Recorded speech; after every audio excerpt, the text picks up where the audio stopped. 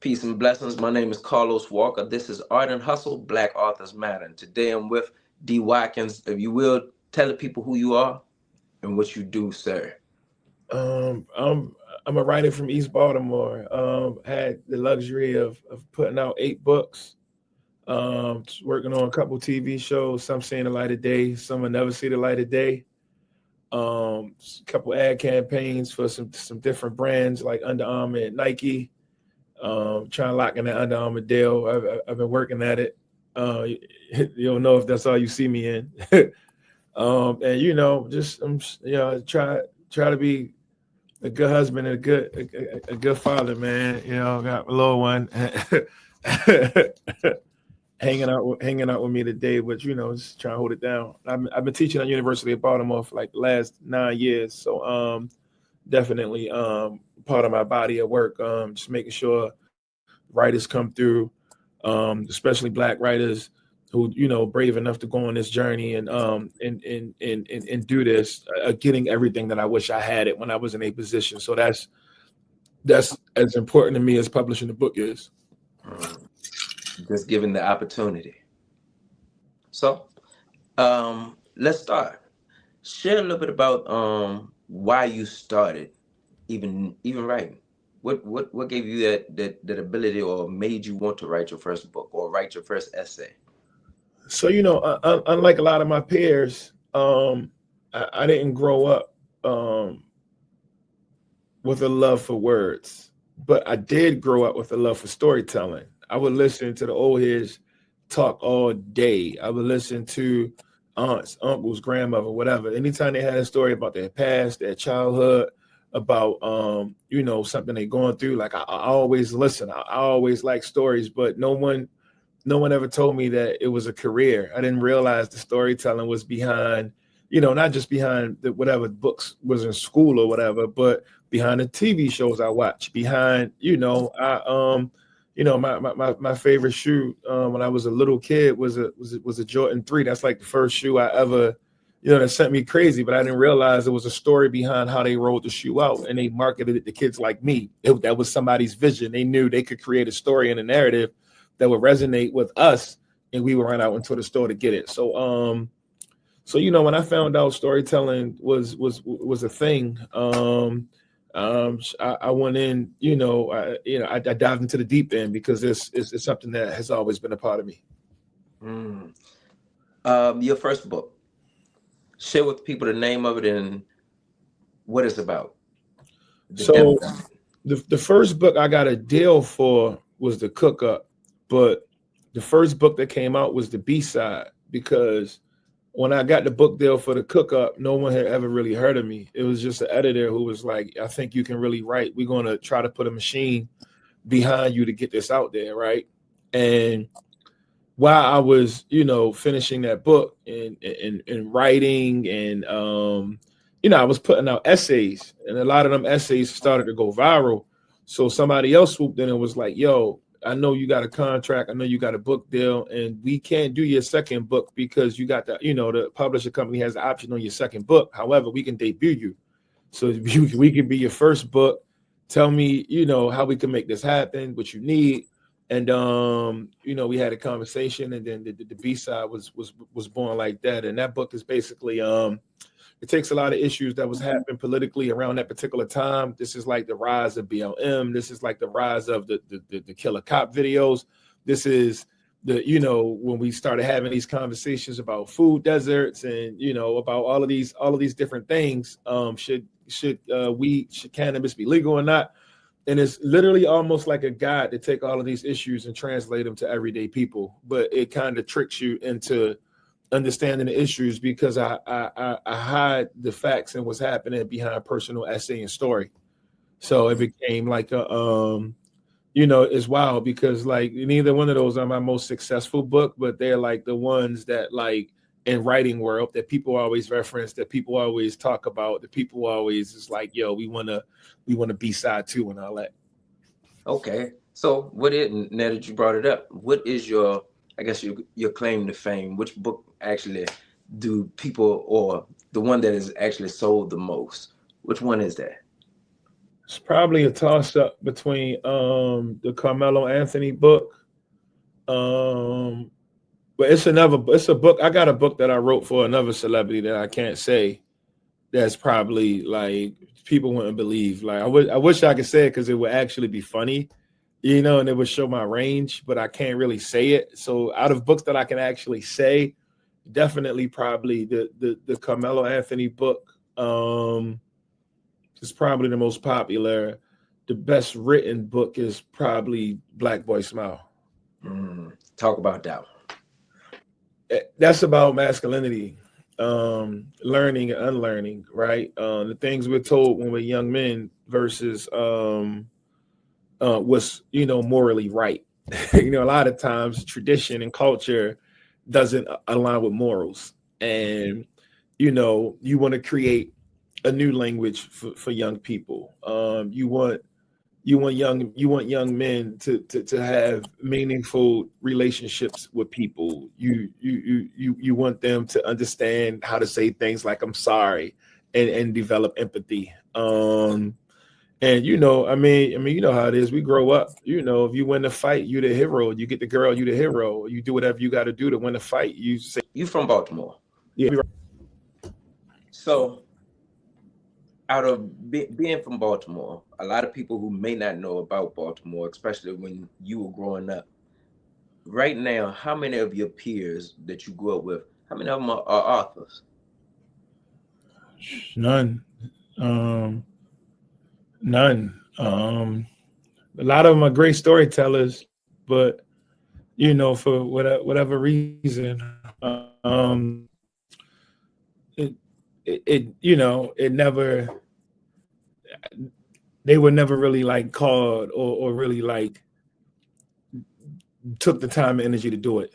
I'm not even the best storyteller where I come from. I'm not the funniest, and I'm not the most creative. What I lack in that, I make up in how much I work.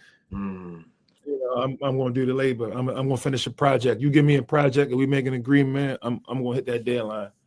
I'm going to get it to you before the deadline. I actually heard somebody recently say something similar to that, being that you said that. It says that a hard work ethic will beat talent any day. Yeah. I like to think I'm semi talented. No, talented. No, you got the talent. But if I had to trade, right? If I had to swap it out, I would go with the work over the talent all day, because I know so many talented people that they like the fact that they're talented, but they don't finish projects. And that hurts the economic part, the ability to move forward and become, because they lack that one thing. Yeah, they're not going to do it. Most people are not going to do it. I'll always have a job because most people don't want to do it, or they just not going to do it. So I'll always be good because I'm always going to do it.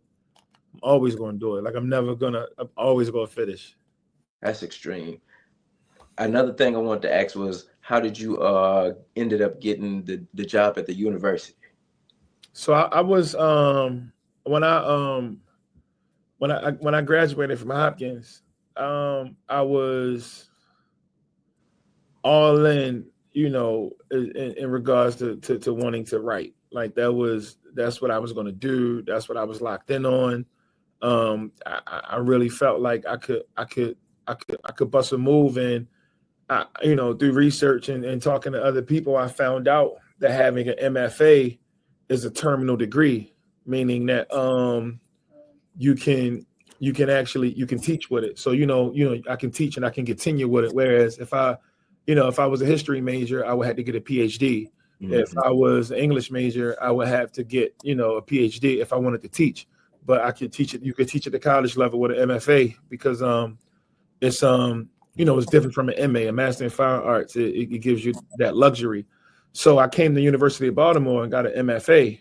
And while I was in the program, I met a lot of people in the program, and I think they were impressed with not just my ability to write, but how I could explain my writing or interpret other people's writing in just them little workshop classroom settings. So after I finished the program and I had my first book coming out, the provost called me and was like, "Look, man, I want you to come speak at the school."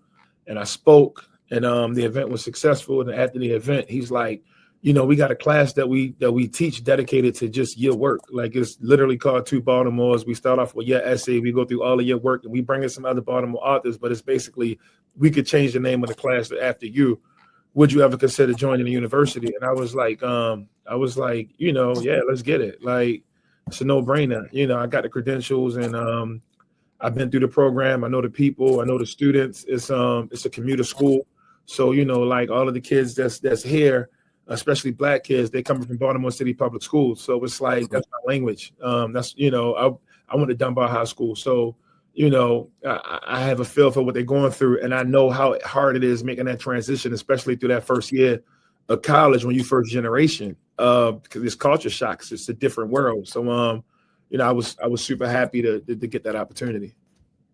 And not only that, there's a Bible verse that I love. It says, "Your gift will make room for you and put you before great men." And what I'm hearing is, this is what your gift done. It stuck you in front of people who you might not have got this opportunity if it wasn't for the gift of learning how from the older people how to tell stories. But from storytellers to now, you done wrote 8 books. But not just that, you're actually teaching in front of students that's going to become great. And they don't even know what they are, who they are right now. But it's a bunch of Black, majority, I'm assuming, Black youth who are about to grab a hold to the gift that you got. That's the gift that's also in them. And they'll get their chance to take off too, as long as they put that hard work in. Absolutely. And I'm thankful for that. I was about to ask, what is the sense of feeling that you gain knowing that you're pouring back into your community like our elders have poured into us? One thing is that I don't want to lose is that they pour into me too. So it's like I'm learning from them. When I started teaching, I used to teach high school, right? And I was teaching at a high school that was a zone school for the neighborhood I grew up in. So when I walk in the door and I'm looking at the kids, I can literally look at these kids and, be like, yo, your father such and such. I know your mother. I know, I know what block, I know what building you live in. Like, I know you, shorty. Like, I know you. You know what I'm saying? And I thought that having that connection was going to make it easy for me to gain the respect of the students. That meant nothing. I'm in there like, I'm teaching a writing class and I'm trying to use like Jay-Z and I'm trying to use like Nas verses, and the kids are like, Beyonce husband? Oh, he make music? I thought he was just an old rich guy. And I'm like, yo, what? So I started asking the kids like, yo, so who do y'all listen to?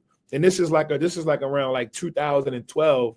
And the biggest rappers at that particular time in this region was Chicago drill music, and it was Chief no Keef. streaming.